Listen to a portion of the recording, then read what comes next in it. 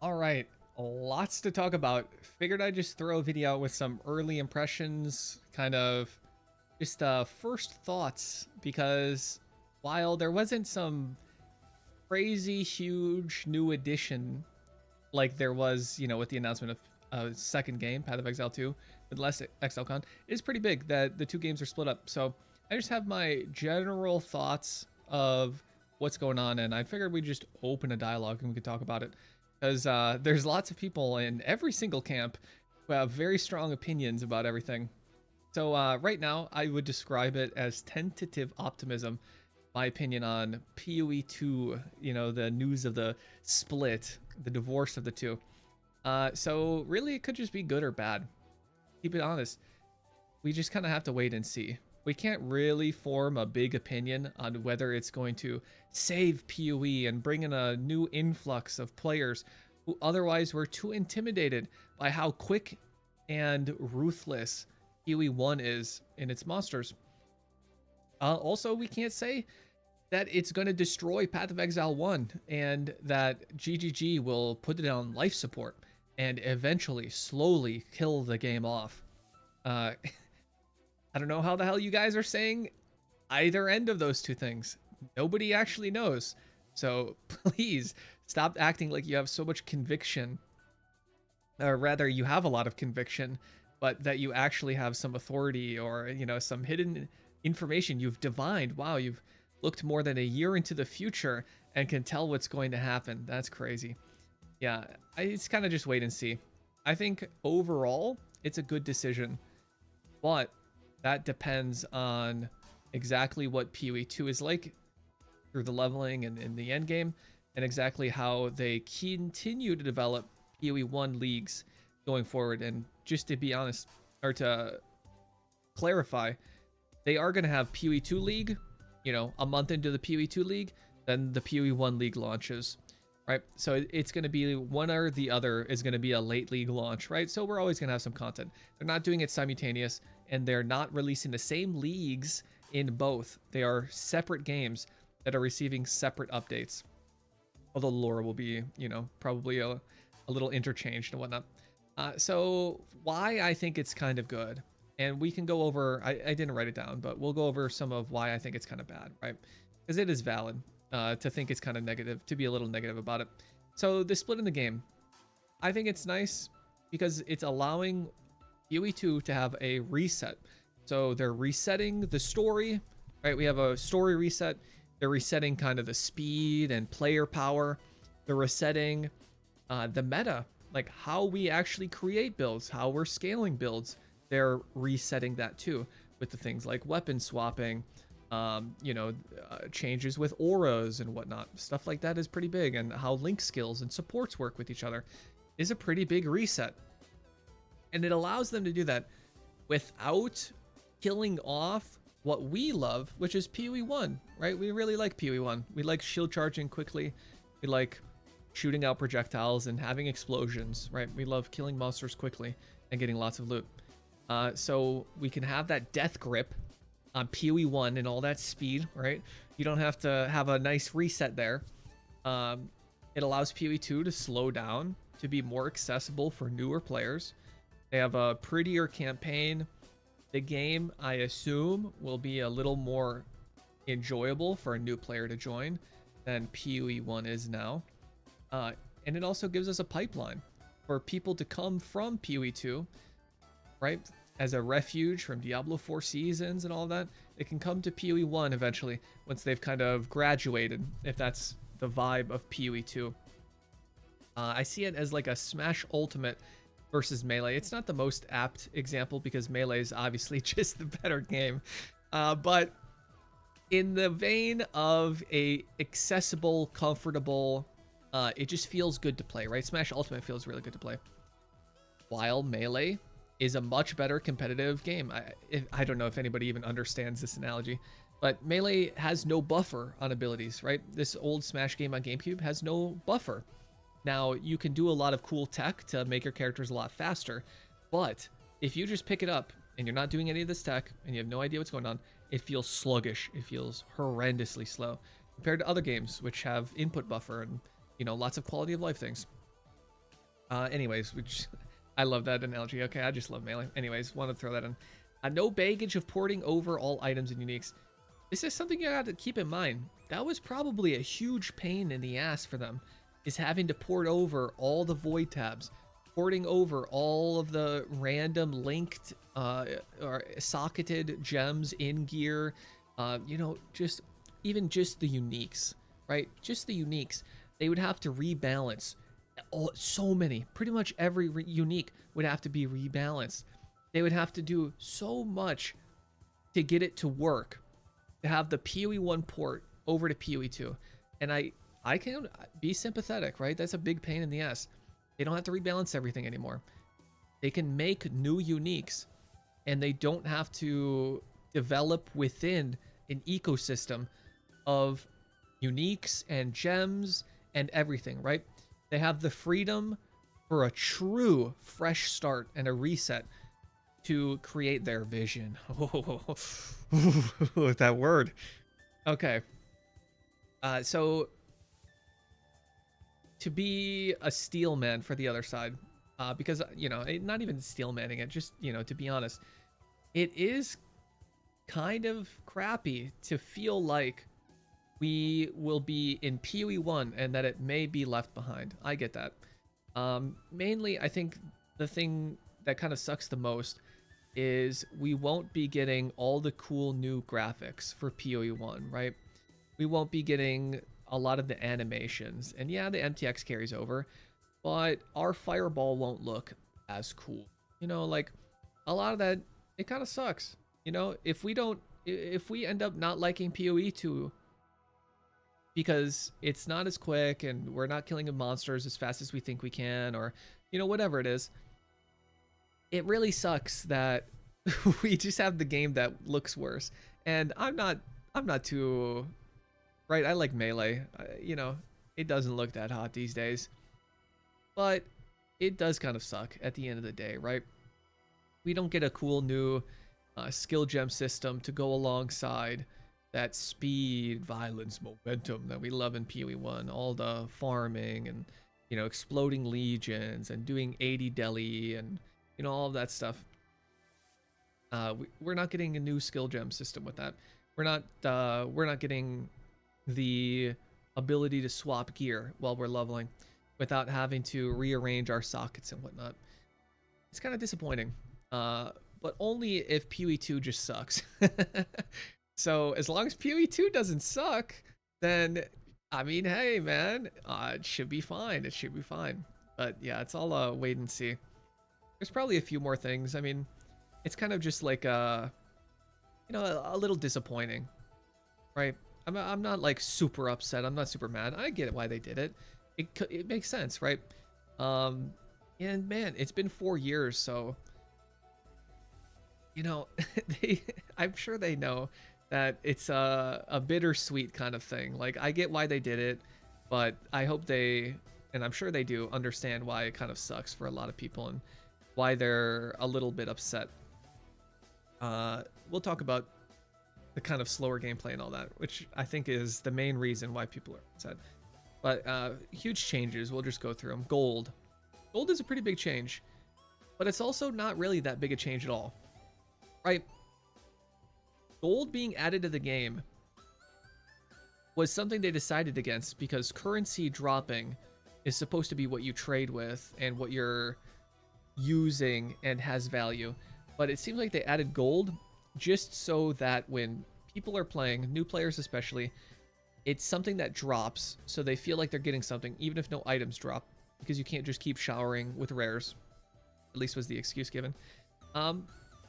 And, you know, whatever. I think that's a little iffy of a reason, but I think the main reason of just being able to give new players the ability to buy things from the vendor that they need.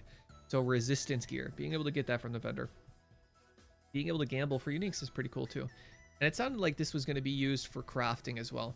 They were going to have this integrated in the crafting bench, or being able to add res or purchase res craft or something. It seems like it's just going to make life easier for new players. I'm sure they've kind of tested it out, but everybody kind of understands gold, right? Gold, You got it from a monster. Where are you going to spend it? At town. What are you going to get? Some new gear. Literally everybody understands how that works. Whereas before, you get a 4 link to drop. You got a vendor unidentified rare gear for transmutation shards, which you get 20 of to make the transmutation orb, which you take that normal helmet that you've done nothing to your hideout to craft a 12 to 18 or whatever it is resistance on it. That's a little harder than just getting gold from monster, buying fire res from vendor in town, right? It's a couple extra steps and a lot of extra a priori knowledge that you need to be able to do that, because new players just won't know to do that on the crafting bench, right? In POE 1, the pain in the ass to get new players to cap their res. So I kind of like it. I think it's good. It really seems like a non-problem, a non-issue. It seems like such a small thing. I guess for us, it's kind of cool that we get to gamble, have a chance at uniques and stuff. That's kind of cool. It's probably all I'll be using gold on. The second thing, weapon swapping. That's really cool. It's another big change that they're able to do. You know, that's revolutionary. It's kind of, right? It is pretty big. That could change a lot of builds and have a lot of cool balance things. And they get to just explore, right? And I think that's why I really like the PoE 2 split. It's just that they get to explore and do a lot of cool new things. With the slower gameplay stuff, you know, they can make PoE a different game. PoE 2, a different game than PoE 1. We get to have our fast, zoomy ARPG where we kill hundreds of monsters. We have Herald of Ash exploding everything on the screen, combined with Orioth's End explosion, and we're shooting everything, our arrows, or we have a big attack, and we get to have all this fun, right? And then we can play a separate game that plays almost more like a Monster Hunter or Dark Souls kind of thing, where there's a little more thought put into positioning during bosses. You might have to learn the boss moves. Whereas instead of PoE 1, you know, keep it a buck, man. When you're doing bosses in PoE 1, you're kind of just shield charge, frost blinking around an arena. You're leaf slamming around. You got a lot of move speed and you're moving around a lot. It's got to be kind of annoying to balance bosses for people who can just move very quickly across the whole screen. You kind of got to a little bit, right? You know, I can't imagine trying to balance with player move speed being that high. So now we get more methodical boss fights. The boss moves are slower. It's not just like a death beam that you have to dodge, right? Because you're so fast. They have to expect you to be able to dodge it. You know, they might be a little bit cooler to fight. You might have to slowly whittle away at them, and it's going to be maybe a little bit more of an accomplishing feeling with some of these endgame pinnacle bosses. I'm not talking just the campaign, right? Pinnacle bosses and all that. You know, that's kind of cool, man. It's just going to be a different game, even if it's still an ARPG. And I kind of like that, right? Even if it's a little bit slower, but still able to ramp up to the absurdity. More interesting boss fights seems cool. You know, cooler environments and fights if they got to slow it down. You know, sure, dude. We have cooler situations we're caught in. You know, the support gem stuff is another big change there, alongside weapon swaps that changes how we're making builds. So the weapon swap, really, really cool. With melee, with casters, you know, with everything. It's going to be a pretty neat change. Maybe you've got axe nodes that give you onslaught on kill, and you're using axe stuff while you're clearing, and you come up upon a big rare, and you instantly get to swap to your mace, right? How they do it is how if you don't know, it's kind of like how barbarians in D4 have weapon swaps, where it just auto changes depending on what ability you're pressing, right? So you press like Bone Shatter, it swaps to your axe. You would do a slam move, and it auto changes to the maul. So there's no like X button you have to press to weapon swap or anything like that. Just all auto, and it changes passes on your tree and all that. That's really, really cool. It's cool as hell, man. That's a new way to do builds. And with support gems, that's another revolutionary change from PoE 1 to PoE 2, where supports aren't just going to be, you know, brutality, melee fizz, close combat. you know, whatever, ruthless, right? Where it's just damage, damage, damage, damage, and damage, right? Dude, you're gonna have a lot of random utility. You get to, it feels like you're gonna have more agency over a build creation, right? You get to add a lot of extra cool things to your build, with supports not being a main way where you scale damage. Now, some people are saying like, oh, well, now we lost a lot of damage. It's a new game, man. They can just make your build scale differently, right? It seems like it'll scale harder off of passives and gear now, assuming we can still get up to a lot of damage, right? So it doesn't necessarily mean we'll do a lot more damage, but it kind of looks like it in the gameplay. Spirit is really cool. Hell, man, that's another new thing that they add that completely changes the entire feeling of making a build, right? It's actually just a new game. We get a true sequel with a lot of extra additions and things, that they want to change, and that's really nice, while not having to give up what we love and enjoy. So Spirit, it's really cool. Your auras are reserving like a secondary resource. They're always going to be on until you turn them off. After you die, they're still on. Damn, man, it's just real nice. Like, that sounds really cool. I'd love to interact with that. Back to the slower gameplay thing. I thought with the streamers streaming for, geez, man, what is it, 30 minutes? Jonathan, I mean, we can pull the clip up. Let me pull the Jonathan thing up right here. So that we like to do, but then we also do always tend to keep it a little bit slower in the showcases. He's talking about how they're keeping it slower during the showcases. As you're saying, you want to see what's going on, you want to show people what's happening, and why. So yeah, like basically, we were using like a lot in the demos as well. Here, there's a lot of like two-handed weapons, which are a bit slower. Just once again, to sort of get the idea of the. That's what I use. Yeah, fair enough. But it's like basically we try to show off the game because it looks nicer for like when you're, especially when you're trying to appeal to a new audience. Mm-hmm. You want to show it off as best as you can. The bit slower just makes it look a bit nicer. But I mean, at the same time, we're seeing that we've still got like all the triggering mechanics and like triple casting and all that sort of stuff. Like all that stuff really will allow you to do the kind of ridiculousness that you expect from POE still, for sure. Like I certainly wouldn't want you to like. I still want a player to feel like, oh, I totally broke the game with that. So he still wants us to feel like we're totally breaking the game.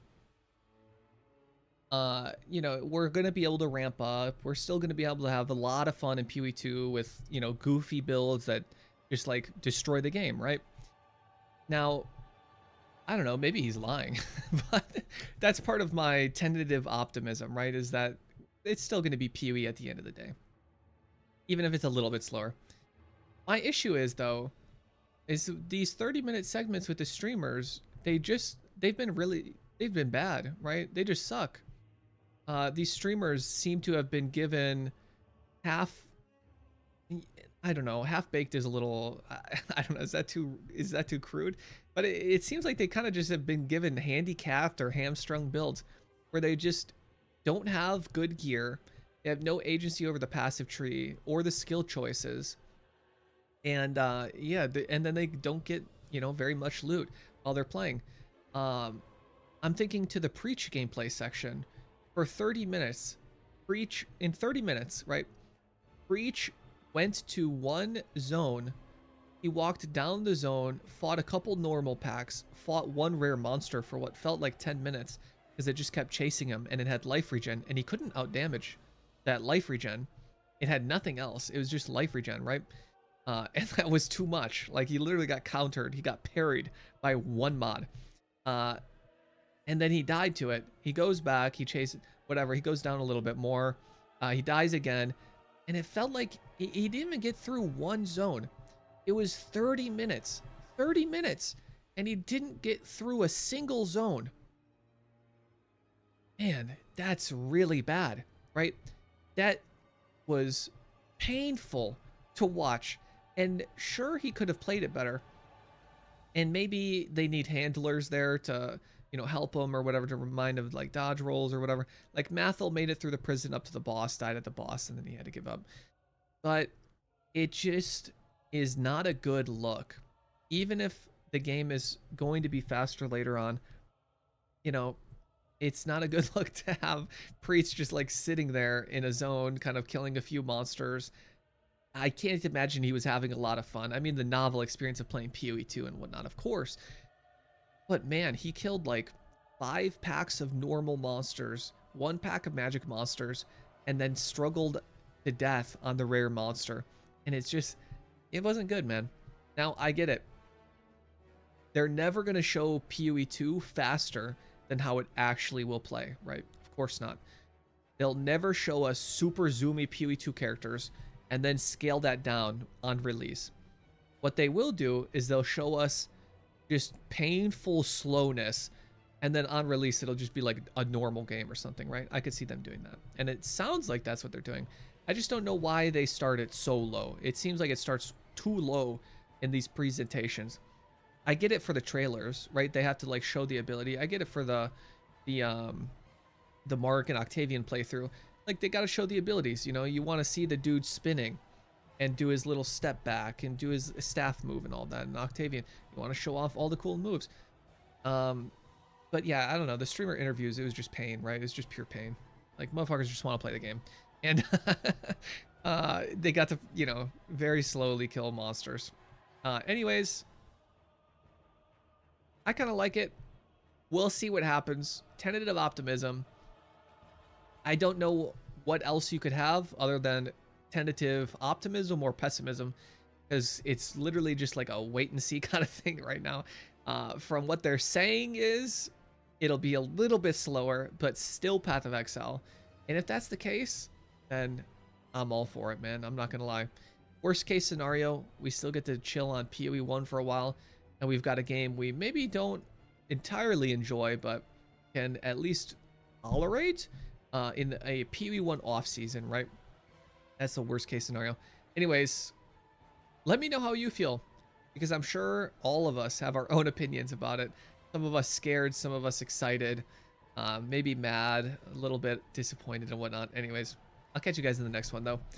See you. Bye.